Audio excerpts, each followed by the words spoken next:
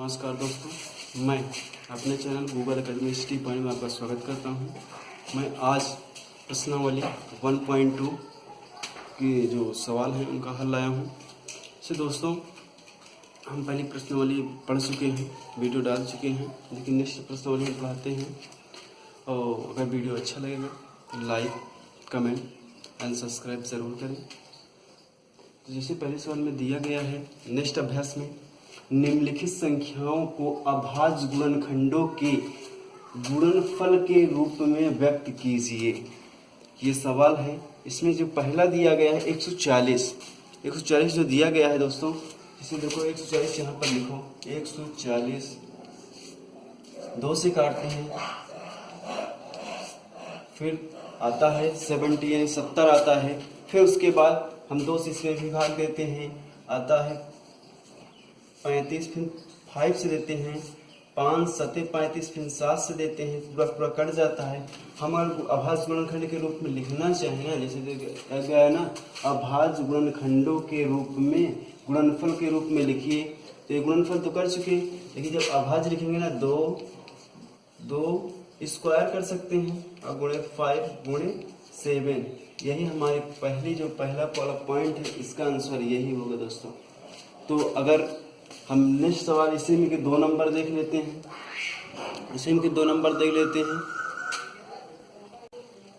दोस्तों। जैसे दूसरा दिया है 156 को हम काटते हैं 2 से। 2 पंचे 10, 2 छंगे 12, 2 सत्ते 14, 1 बचा, 2 अट्ठे 16, 2 अट्ठे 16 हो गया। उसके बाद फिर हम काटते हैं इसको 2 से। 2 तिहाई 6, 2 9 18। फिर देखते हैं, फिर कटेगा कितने से? 13 3 39 होता है ना, 3 से काट देते हैं। 3 एक कम 3 और 3 त्रिका 9, फिर 13 से काट दिए, पूरा कट गया। अभाज्य गुणनखंड जब लिखेंगे ना, अभाज्य गुणनखंड बराबर जब लिखना चाहेंगे ना, 2 का वर्ग मल्टीप्लाई 3 मल्टीप्लाई 13। ये हमारा जो पहले में दूसरा पॉइंट था ना, ये हल हो गया। अगर हम तीसरा पॉइंट देखना चाहें, जो तीसरी सवाल 3 नंबर है, इसी प्रकार हम तीसरी सवाल करेंगे, चौथी सवाल, 5वीं सवाल इसी प्रकार करना है।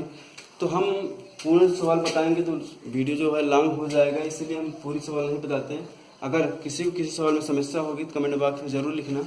हम दूसरी नंबर सवाल बताते हैं इसके बाद।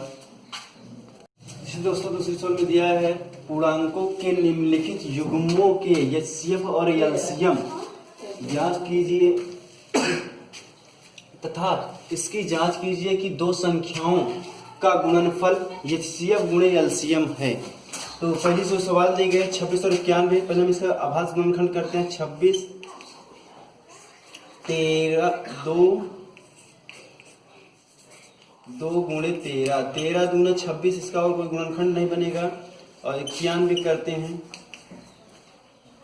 13 और 7, 13 से 91, इसके अलावा कुछ नहीं बचता। तो दोस्तों, जो दोनों में मिलता है उसको लिखते हैं एचसीएफ। जो दोनों में मिलता है उसको लिखते हैं एचसीएफ। बराबर हो जाएगा 13 एलसीएम बराबर जो मिलता है, दोनों में जो मिलता है उसको एक बार, जो नहीं मिलता उसको भी एक बार, यानी 13 मल्टीप्लाई 2 मल्टीप्लाई 7। तो इन दोनों को मल्टीप्लाई पूरे करते हैं।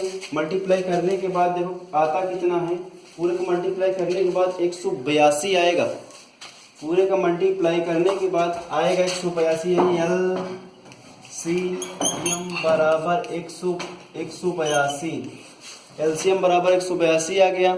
उसके बाद जब हम देखो, इसमें दिया गया है 2 संख्याओं का गुणनफल एलसीएम गुणे एचसीएफ के बराबर है। तो देखो 2 संख्याओं का गुणनफल एचसीएफ गुणे एलसीएम बराबर 2 संख्याओं का गुणनफल, यानी ए और ये 2 संख्याओं का गुणनफल।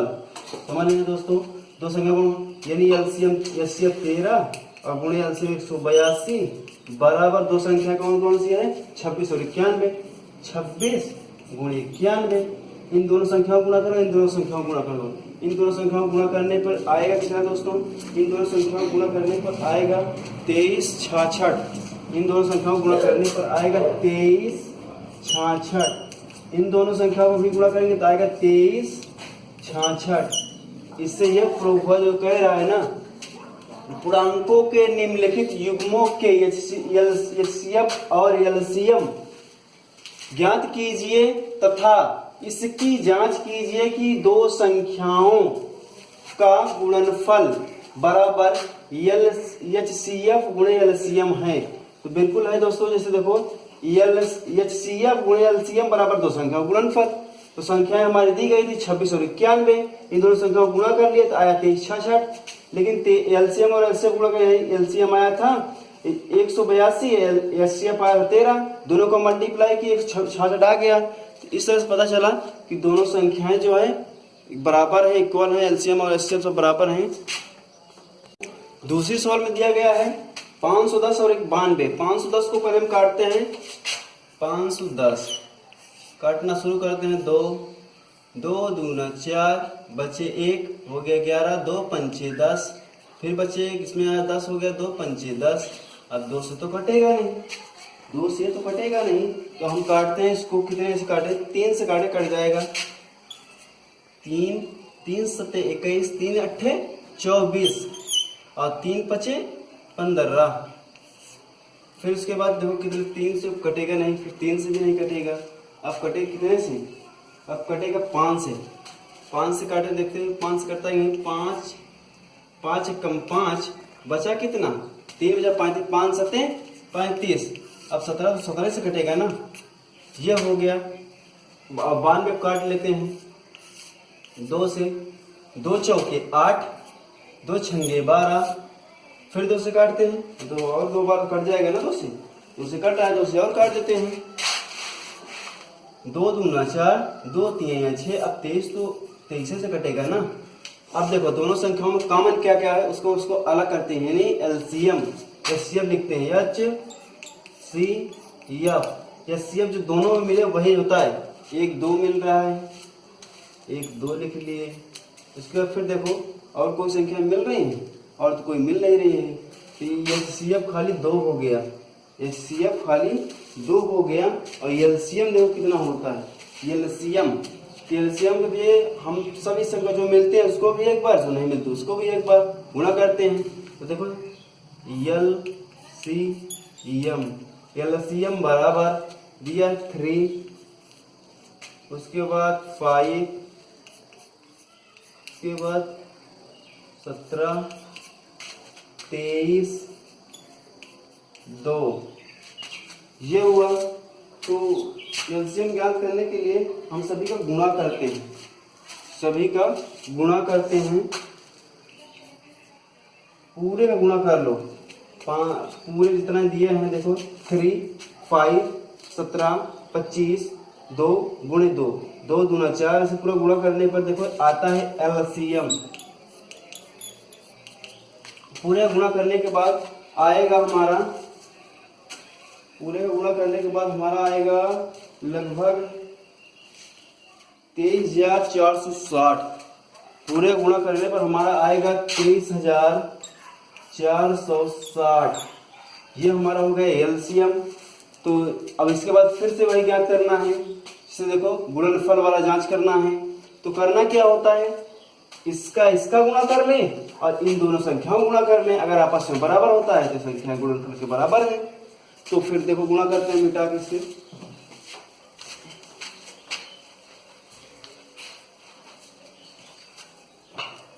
तो पहले हम एलसीएम गुणे एचसीएफ करते हैं। 2 गुणे 23,460 बराबर 510 गुणे 92। इन दोनों संख्याओं गुणा करो, गुणा करने के बाद देखो आता कितना है। दोनों संख्याओं गुणा करो, गुणा करने के बाद देखो आता कितना है। तो आएगा लगभग सेम। इस तरफ आएगा 46,900, 46,900, टोटल 46,920। इस तरफ आ रहा है, इस तरफ भी आ रहा है 46,920, यानी लेफ्ट हैंड साइड बराबर राइट हैंड साइड। ये दूसरी सवाल हो गई। अब तीसरी अपने से कर लेना। तीसरी के लिए बताएंगे, थोड़ा और समय लगेगा, लेकिन हम तीसरी नहीं, अब इसके बाद 3 नंबर सवाल बताते हैं। 2 नंबर तक बता चुके हैं, अब इसके बाद हम 3 नंबर सवाल बताते हैं। चलिए देखो, तीसरी सवाल हमारा दिया गया है, अभाज्य गुणनखंड विधि द्वारा निम्नलिखित पूर्णांकों के एलसीएम और एचसीएफ ज्ञात कीजिए। इसमें दिया गया है 12, 15 और 21। पहले में दिया गया है 12, 15 और 21, तो हम 12 काटते हैं। ऐसे एक बार गुणनखंड विधि द्वारा काट देते हैं। 2 दूना 4 तिहाई 12, 15 काटते हैं, तो 5 तिहाई 15, इसके अलावा कुछ खड़बड़ नहीं करेगा। इसके बाद कोई खंडन नहीं बना, 3 3 करना जगह हो जाएगा। तो फिर इसके 21 के करते हैं, 3 सते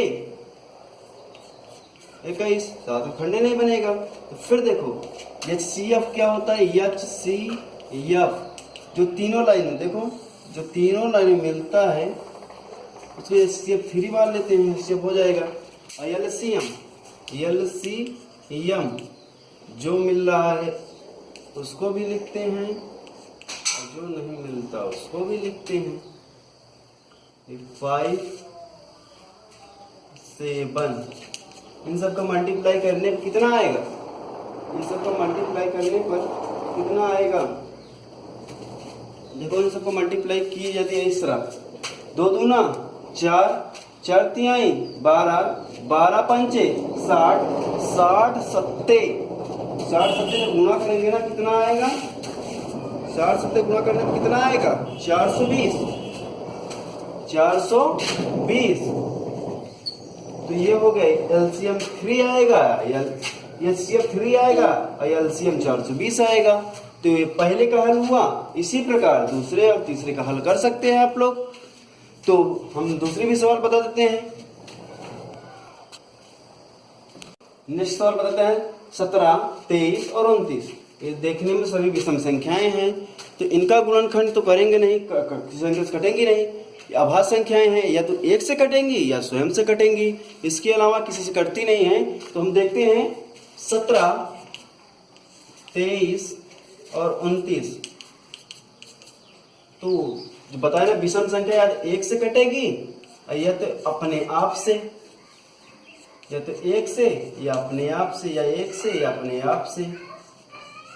तो एचसीएफ बराबर 1 हो जाएगा। कोई भी अभाज्य संख्या हो, उसका एचसीएफ हमेशा, जहाँ कुछ नहीं मिलता वहां पर 1 हमेशा होता है, क्योंकि हर संख्या में 1 से गुणा करेंगे, संख्या तो वही रहेगी ना। तो अब दूसरा जो निकालेंगे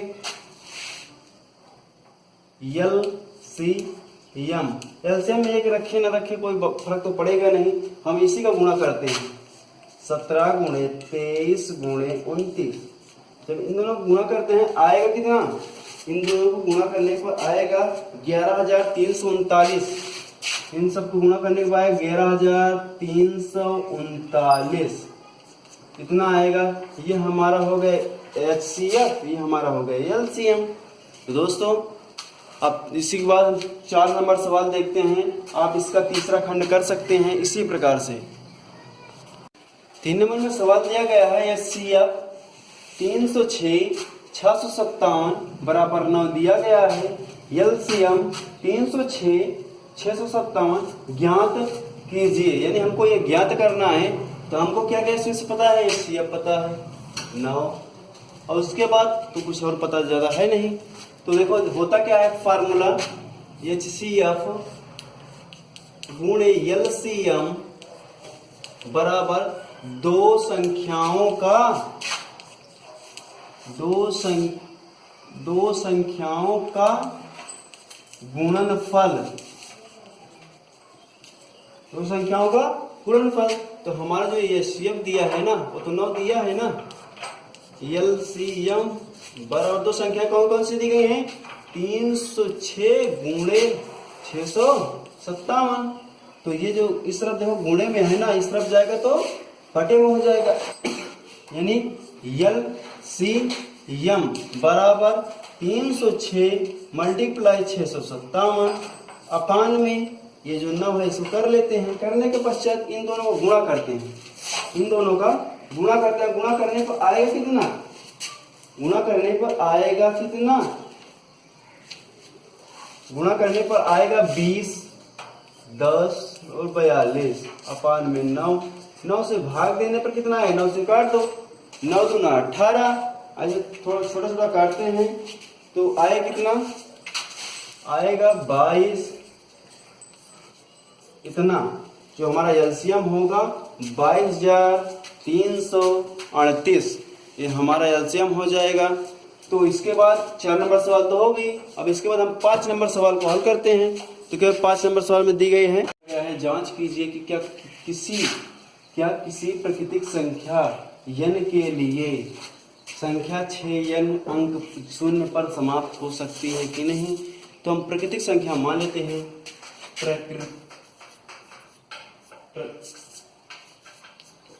प्राकृतिक संख्या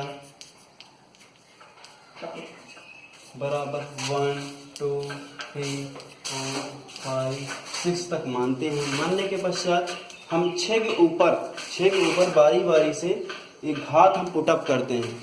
6 के ऊपर हम बारी बारी से घात पुटअप करते हैं। जैसे देखो 6 पे हम अगर एक घात पुटअप किए तो खाली 6 ही आएगा।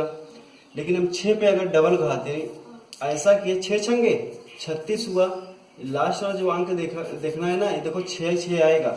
उसके बाद हम 3 घात पुटअप किए, 6 छंग 36 छक्का 216, 6 छंगे 36, 36 के 6 यहाँ से गए 3 और 6 त्रिक 18, 18 3 21।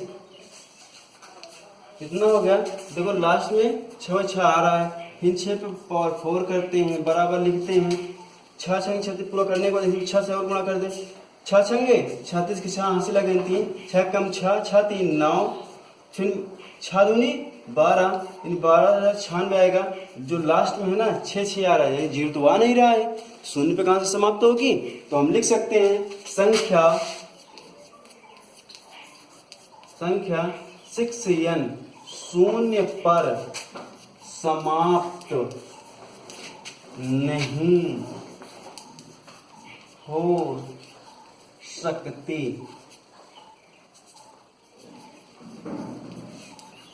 है। तो समझ में आ गया होगा दोस्तों 5 नंबर सवाल की जो संख्या है, जो देखो अंतिम इसमें तो एक अंक दिए नहीं है, एक ही अंक का है, तो इसको हम पहला और अंतिम दोनों मान के चलते हैं। तो माने में तो देखो लास्ट में 6 आ रहा है, 6 आ रहा है, शून्य तो आ नहीं रहा है। इस प्रकार ये संख्या शून्य पर समाप्त तो होगी नहीं। इसके बाद हमने सवाल 6 नंबर देखते हैं। दूसरे सवाल 6 नंबर सवाल में दी गई है, व्याख्या कीजिए कि 7 गुणे 11 गुणे 13 प्लस 13 और 7 गुणे 6 गुणे 5 गुणे 4 गुणे 3 गुणे 2 गुणे 1 प्लस 5 अभाज्य संख्या है क्यों? तो पहले समझ लेते हैं भाज्य और अभाज्य कहते किसको हैं। भाज्य मतलब होता है, देखो 2 का अगर मल्टीप्लाई कर 2 हमको लाना है, किन किन संख्याओं से आएगा? 2 आएगा, एक तो 1 से, एक स्वयं 2 से, तो ये अभाज्य हो जाएगी। ये अभाज्य संख्या अगर हम 3 इसी प्रकार से रखते हैं, 3 भी 1 से और 3 से, ये भी अभाज्य हो जाएगी। लेकिन जैसे मान लो 8 रख दिए, 2 से, 4 से, स्वयं 8 से और 1 से, ये तो भाज्य होगी ना, ये तो भाज्य संख्या हो जाएगी। तो इसके बाद हम देखते हैं दोस्तों, तो हम सवाल तो मतलब भाज्य अभाज्य समझ लिए कि भाज्य किसको कहते हैं। भाज्य किसको कहते हैं? जो स्वयं से और 1 से कटे उसको अभाज्य कहते हैं, जो कई संख्याओं से कट जाए उसको भाज्य संख्या कहते हैं। तो इसमें पहली सवाल दी गई है, तो देखो दिया है 13, 7 गुणे 11 गुणे 13 प्लस 13। तो इसमें दोस्तों समझ में आ रहा होगा कि इसमें 2 पद दिए गए हैं। 2 पद कैसे? एक देखो यहाँ पर जो मल्टीप्लाई किया यहाँ तक और दूसरा यहाँ तक, तो इन दोनों में करेंगे क्या? इन दोनों में हम पहले कॉमन करते हैं। तो इन दोनों में कॉमन क्या है? 13 कॉमन है, तो 7 गुणे 11 गुणे 1 और प्लस 1 आएगा। इन सब का गुणा जो है योग करते हैं। योग करने के बाद जैसे देखो 11 7 77, 77 1 77 1 78, ये 13 गुणे 78 आ रहा है। तो 78 तो कई संख्याओं से कर सकता है ना। जो ये वाली संख्या है 78 कई संख्याओं से कर सकती है। जैसे 2 से कट जाएगी, 13 से कट जाएगी, 3 से कट 3 13 ऐसे कई संख्या से 1 से कट रही है। ऐसे कई संख्या से कटती जा रही है ना, तो जब कट रही है 3 से भी कट जाएगी।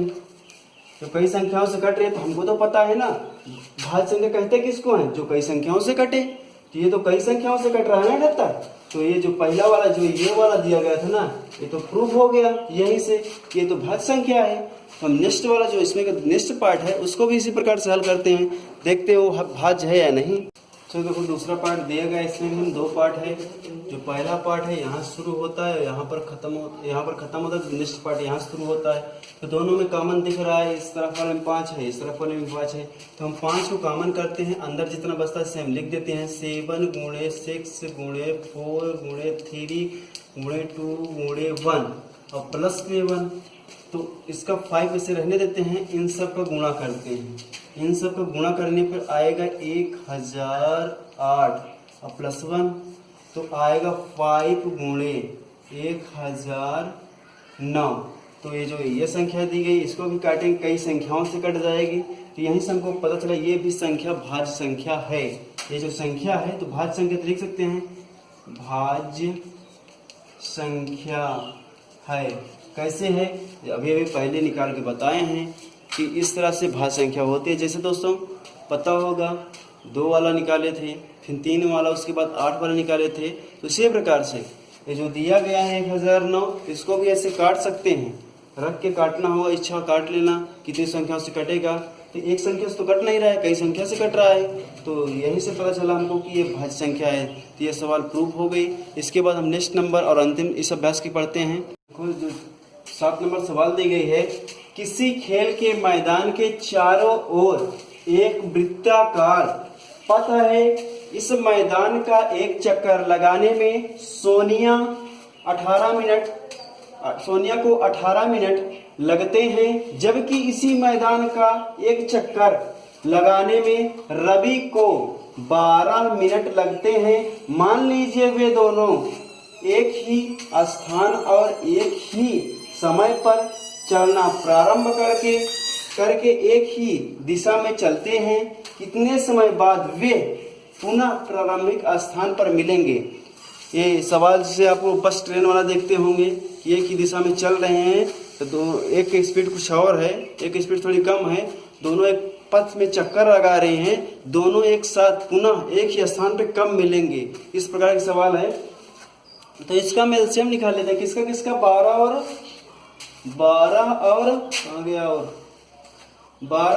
8 का एलसीएम निकालते हैं। चलो देखते हैं 12 काटो, 12 और 18 का यहीं पे देखते हैं एलसीएम। तो 12 का गुणनखंड 18 गुणनखंड करते हैं 18, 2 दूना 4, 4 तिहाई 12 और 2 दूना 4 और 4 तिहाई 12, ज़्यादा हो जाएगा, ये बन नहीं रहा इतना बड़ा खंड। इसको 12, 2 दूना 4 तिहाई 12, 3 त्रिका 9, 9 दूना 18। तो देखो एलसीएम जो मिले उसको भी एक बार, जो न मिले उसको भी एक बार। इसमें तो 3 मिल रहे, इसमें तो 2 मिल रहे हैं ना। एलसीएम बराबर इस तरफ लिख लेते हैं, एलसीएम बराबर 3 गुणे 2 गुणे 3 और गुणे 2, 3 दूनी 6, 6 त्रिक 18, 18 दूना 36। तो यहाँ पर लिख देते हैं एलसीएम बराबर 36, एलसीएम बराबर 36 मिनट बाद वो दोनों पुनः एक ही स्थान पर मिलेंगे। 36 मिनट बाद पुनः वो दोनों एक ही स्थान पर मिलेंगे। तो ये सवाल खत्म हो गई 7 नंबर भी। तो दोस्तों अगर ये वीडियो अच्छा लगा होगा तो लाइक कमेंट और शेयर ज़रूर करें, और हमारे channel Google academy study point को सब्सक्राइब ज़रूर करें। धन्यवाद।